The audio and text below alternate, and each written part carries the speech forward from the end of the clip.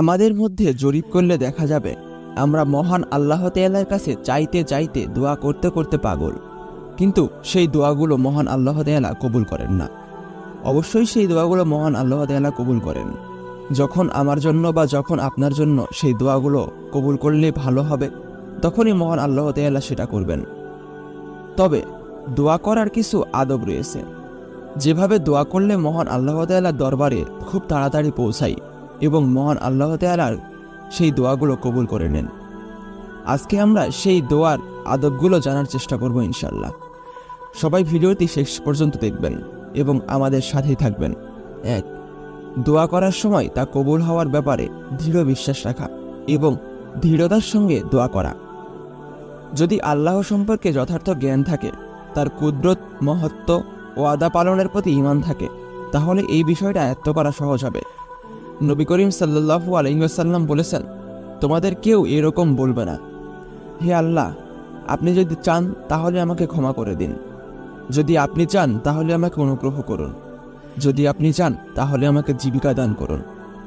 বরং দৃঢ়তার সঙ্গে প্রার্থনা করবে এবং মনে রাখবে তিনি যা চান তাই করেন, কেউ তাকে বাধ্য করতে পারে না। অর্থাৎ মহান আল্লাহ তাআলা যা ইচ্ছা করেন তাই করে থাকেন। তাই এভাবে প্রার্থনা বা মোনাজাত করার কোনো সার্থকতা নেই যে আপনি চাইলেই করেন। ঠিক এমনইভাবে তার কাছে দৃঢ়তার সঙ্গে প্রার্থনা করলে তাকে বাধ্য করা হয় না, কেননা তাকে কেউ বাধ্য করতেই পারে না। এটা প্রার্থনাকারী সহ সকলেই জানে। রাসূল সাল্লাল্লাহু আলাইহি ওয়াসাল্লাম বলেন, প্রার্থনা কবুল হবে এ দৃঢ় বিশ্বাস রেখে তোমরা প্রার্থনা করবে এবং জেনে রাখো, আল্লাহ কোনো উদাসীন অন্তরের প্রার্থনা কবুল করেন না। তাই আমাদের মহান আল্লাহ তাআলার কাছে চাওয়া উচিত অনেক দৃঢ়ভাবে। যেমন, মহান আল্লাহ তাআলা আমাকে এটা দিবেনই, অবশ্যই দিবেন, এইরকম দৃঢ়ভাবে মহান আল্লাহ তাআলার কাছে প্রার্থনা করতে হবে এবং মনের মধ্যে বিশ্বাস রাখতে হবে আমি যে দোয়াটি করছি সেই দোয়াটি অবশ্যই মহান আল্লাহ তাআলা কবুল করবেন। 2. বিনয় ও একাগ্রতার সঙ্গে দোয়া করা এবং আল্লাহর অনুগ্রহ লাভ ও তার শাস্তি থেকে বাঁচার প্রবল আগ্রহ নিয়ে দোয়া করা। মহান রব্বুল আলামিন বলেন, তোমরা বিনীতভাবে ও গোপনে তোমাদের প্রতিপালকের কাছে দোয়া করবে। সূরা আল আরাফ আয়াত নম্বর 55। আল্লাহ তাআলা বলেন, তারা সৎকর্মে প্রতিযোগিতা করে ও তারা আমার কাছে প্রার্থনা করে আশা ও ভীতির সঙ্গে এবং তারা থাকে আমার নিকট বিনীত। সূরা আল আম্বিয়া। আব্দুল্লাহ বিন আমর রাদিয়াল্লাহু তাআলা আনহু হতে বর্ণিত, নবী করিম সাল্লাল্লাহু আলাইহি ওয়াসাল্লাম বলেছেন, হযরত ইব্রাহিম আলাইহিস সালামের দোয়া সম্পর্কে কোরআনের এই আয়াতটি তেলাওয়াত করলেন, হে আমার প্রতিপালক, এই সকল প্রতিমাদ বহু মানুষকে বিভ্রান্ত করেছে, সুতরাং যে আমার অনুসরণ করবে সে আমার দলভুক্ত। এবং তিনি ঈসা আলাইহিস সালামের দোয়া সম্পর্কিত কোরআনের এই আয়াতটি তেলাওয়াত করেন, তুমি যদি তাদের শাস্তি দাও তবে তারা তো তোমারই বান্দা, আর যদি তাদেরকে ক্ষমা করো তবে তো তুমি পরাক্রমশালী প্রজ্ঞাময়। তিনি দুহাত উপরে তুললেন এবং বললেন, হে আল্লাহ, আমার উম্মত, আমার উম্মত, এবং তিনি কাঁদলেন।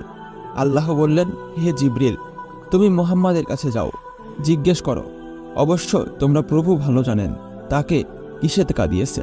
জিবরিল আসলেন। রাসূলুল্লাহ সাল্লাল্লাহু আলাইহি ওয়াসাল্লাম বললেন, তার কাদার কারণ আল্লাহ তো অবশ্যই জানেন।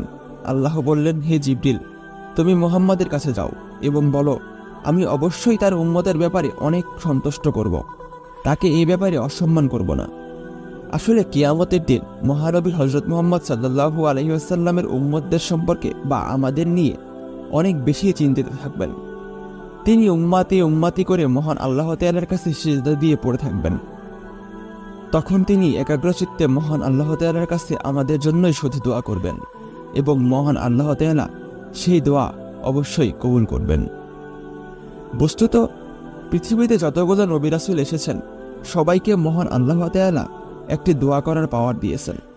সেই দোয়া সে যখনই করবে না কেন সেটা তখনই কবুল হবে। কিন্তু মহানবী হযরত মুহাম্মদ সাল্লাল্লাহু আলাইহি ওয়াসাল্লাম একমাত্র তার উম্মতের কথা ভাবে সেই দোয়াটি করেননি। তিনি সেই দোয়াটি আমাদের জন্য করবেন কিয়ামতের দিন। তাই এই বিষয় সম্পর্কে আমরা বুঝতে পারি, মহান আল্লাহ তাআলার কাছে বিনয় এবং একাগ্রতার সঙ্গে দোয়া করলে এবং আল্লাহর অনুগ্রহ লাভ এবং তার শাস্তি থেকে বাঁচার প্রবল আগ্রহ নিয়ে যদি দোয়া করা হয়, তাহলে অবশ্যই সেই দোয়াটি মহান আল্লাহ তাআলা কবুল করবেন। 3. আল্লাহর কাছে অত্যন্ত বিনীতভাবে ধর্ণা দেওয়া এবং নিজের দুর্বলতা, অসহায়ত্ব ও বিপদের কথা আল্লাহর কাছে প্রকাশ করা। আইয়ুব আলাইহিসসালাম কিভাবে আল্লাহর কাছে প্রার্থনা করেছেন আল্লাহ সেই সম্পর্কে বলেন, এবং স্মরণ করো আইয়ুবের কথা, যখন সে তার প্রতিপালকের কাছে প্রার্থনা করে বলেছিল, আমি দুঃখ কষ্টে পড়েছি আর তুমি তো সর্বশ্রেষ্ঠ দয়ালু। সূরা আল আম্বিয়া আয়াত ৮৩।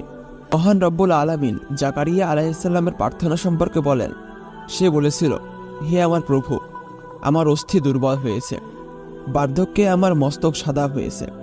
হে আমার প্রতিপালক, তোমার কাছে প্রার্থনা করে আমি কখনোই ব্যর্থকাম্য হইনি। আমি আশঙ্কা করি আমার পর আমার স্বগোত্রীয়দের সম্পর্কে আমার স্ত্রী বন্ধা, সুতরাং তুমি তোমার নিকট হতে দান করো উত্তরাধিকার। সূরা মারিয়াম আয়াত ৪-৫। অর্থাৎ জাকারিয়া আলাইহিসসালাম এখানে মহান আল্লাহ তাআলার কাছে সন্তান চাচ্ছেন। ইব্রাহিম আলাইহিসসালামের দোয়া সম্পর্কে আল্লাহ তাআলা বলেন, হে আমাদের রব, নিশ্চয়ই আমার কিছু বংশধরকে ফসলহীন উপত্যকায় তোমার পবিত্র ঘরের নিকট বসতি স্থাপন করালাম। হে আমাদের রব, যাতে তারা সালাত কায়েম করে, সুতরাং কিছু মানুষের হৃদয় আপনি তাদের দিকে ঝুঁকিয়ে দিন এবং তাদেরকে রিস্ক প্রদান করুন।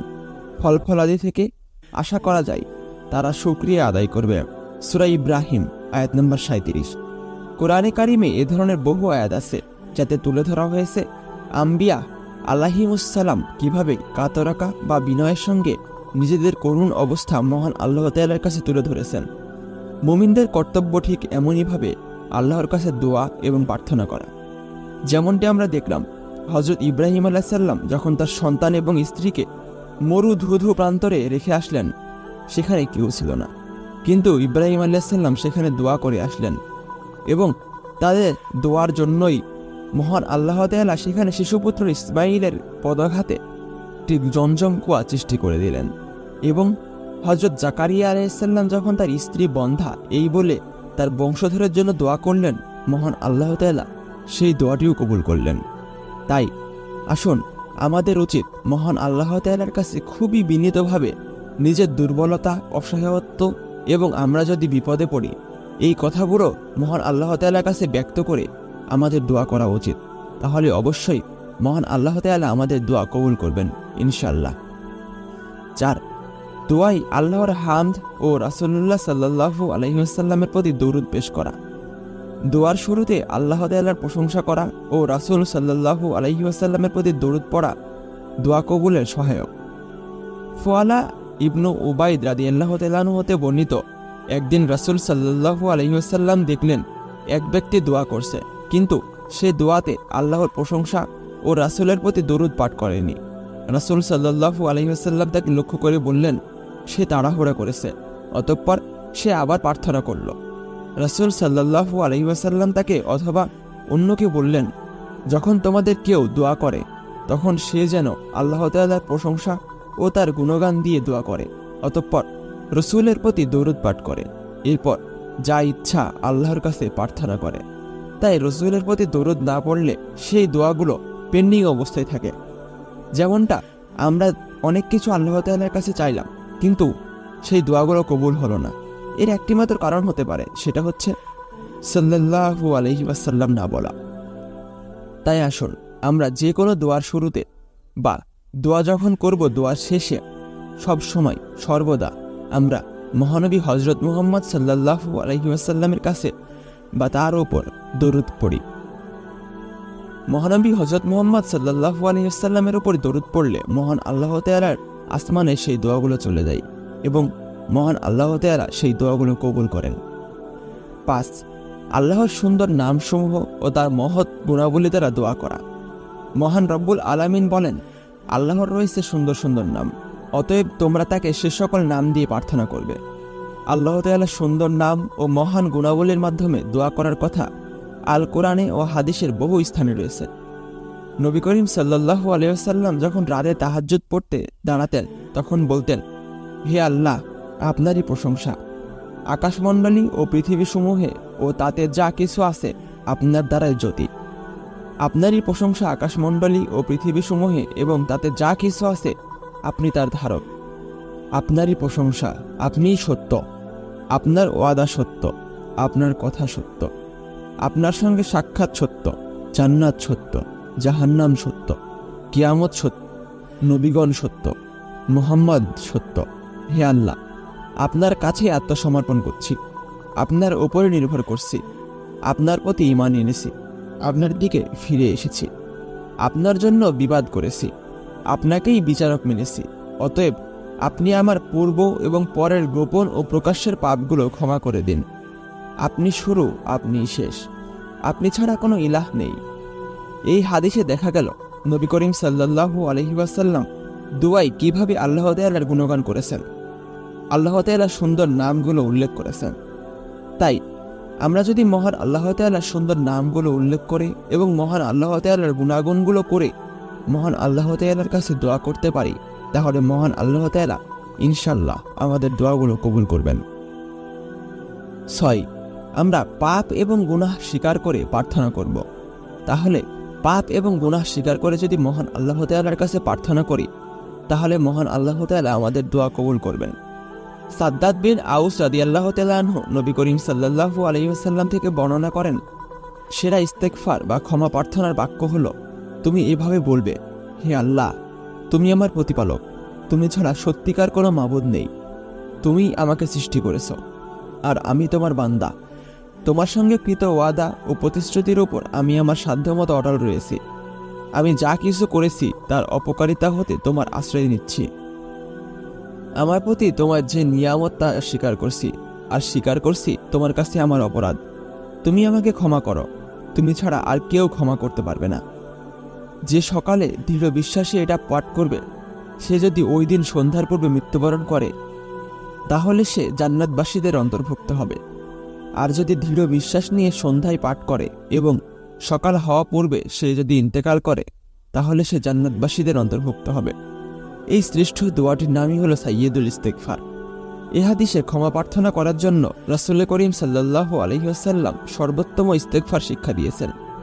তাতে প্রার্থনাকারী নিজ পাপ স্বীকার করে প্রার্থনা করেছেন এবং এ প্রার্থনা কবুল হওয়ার সুসংবাদও রাসূল সাল্লাল্লাহু আলাইহি ওয়াসাল্লাম দিয়েছেন।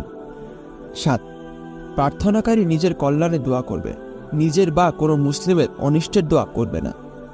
নিজের কল্যাণের জন্য দোয়া করলে তা কবুল হওয়ার ওয়াদা আছে, আর অকল্যাণ বা পাপ নিয়ে আসতে পারে এমন দোয়া করলে তা কবুল হবে না বলে হাদিস দ্বারা প্রমাণিত। রাসূল সাল্লাল্লাহু আলাইহি ওয়াসাল্লাম বলেছেন, যখন কোনো মুমিন ব্যক্তি দোয়া করে যে দোয়াতে কোনো পাপ থাকে না ও আত্মীয়তার সম্পর্ক ছিন্ন করার বিষয় থাকে না, তাহলে আল্লাহ 3 পদ্ধতির কোনো এক পদ্ধতিতে তার দোয়া অবশ্যই কবুল করে নেন। যে দোয়া সে করেছে হুবহু সেভাবে তা কবুল করেন এবং তার দোয়ার প্রতিদান আখিরাতের জন্য সংরক্ষণ করেন, কিংবা এ দোয়ার মাধ্যমে তার দিকে আগুয়ান কোনো বিপদে তিনি দূর করে দেন। এ কথা শুনে সাহাবাগণ বললেন, আমরা তাহলে অধিক পরিমাণে দোয়া করতে থাকব। রাসূল সাল্লাল্লাহু আলাইহি ওয়াসাল্লাম বললেন, তোমরা যত প্রার্থনাই করবে আল্লাহ তার চেয়ে অনেক বেশি কবুল করতে পারেন। তিনি আরও বলেন, বান্দার দোয়া কবুল হয় যদি তাতে পাপ বা আত্মীয়তার সম্পর্ক ছিন্ন করার কথা না থাকে। রাসূল সাল্লাল্লাহু আলাইহি ওয়াসাল্লাম বলেন, তোমরা নিজেদের বিরুদ্ধে দোয়া করবে না, নিজেদের সন্তানের বিরুদ্ধে দোয়া করবে না এবং নিজেদের সম্পদের বিরুদ্ধেও দোয়া করবে না। এছাড়া আরও কিছু বিষয় আছে যে কাজগুলো দিয়ে আমরা যদি দোয়া করি তাহলে অবশ্যই মহান আল্লাহ তাআলা দোয়া কবুল করবেন। যেমন সৎ কাজের ওসিলা দিয়ে দোয়া করা। আমাদের জীবনে যদি কোনো সৎ কাজ করে থাকি, তাহলে সেই ওসিলা দিয়ে যদি মহান আল্লাহ তাআলার কাছে আমরা কিছু চাই, তাহলে অবশ্যই মহান আল্লাহ তাআলা সেটি কবুল করবেন। বেশি বেশি দোয়া করা এবং বারবার দোয়া প্রার্থনা করা। আমরা মহান আল্লাহ তাআলার কাছে যত বেশি চাইব, মহান আল্লাহ তাআলা আমাদেরকে তত বেশি সেটা দিবেন। শুকরিয়াকে সর্ব অবস্থায় দোয়া করা। আমাদের জীবনে যেমন অবস্থায় থাকুক না কেন, আমরা যেন কখনোই দোয়া করতে না ভুলে যাই। সর্ব অবস্থায় মহান আল্লাহ তাআলার কাছে দোয়া করা উচিত আমাদের। আজকের ভিডিওতে আমরা জানার চেষ্টা করলাম কিভাবে দোয়া করলে মহান আল্লাহ তাআলা আমাদের দোয়াগুলো কবুল করবেন। আসুন আমরা আজকে যে বিষয়গুলো জানার চেষ্টা করলাম সেই বিষয়গুলো সম্পর্কে আমরা নিজেরা আমল করি এবং মহান আল্লাহ তাআলা সর্বপ্রথম আমাকে এবং তারপরে আপনাদের সকলকে আমল করার তৌফিক দান করুক। আসসালামু আলাইকুম ওয়া রাহমাতুল্লাহি ওয়া বারাকাতুহু। আল্লাহ হাফেজ।